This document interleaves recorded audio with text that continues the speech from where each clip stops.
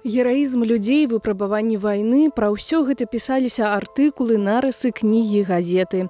На выставе «Вялікая перамога» ў Нацыянальнай бібліятэцы прадстаўлены унікальныя дакументы, партызанскія рукапісныя часопісы, уласцівыя менавіта для беларускага народнага вызваленчага руху. Партизаны описывали свою жизнь, как они ходили в бой, как устроены были у них оружейные мастерские.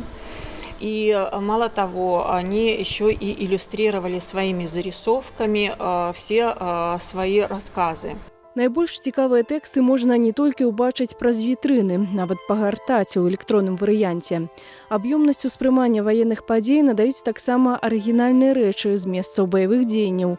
Гэта не толькі зброя, кайданы, калодкі военнапалонных, прадметы з палявых шпіталёў і санчастак. Вот это как раз 43-й год.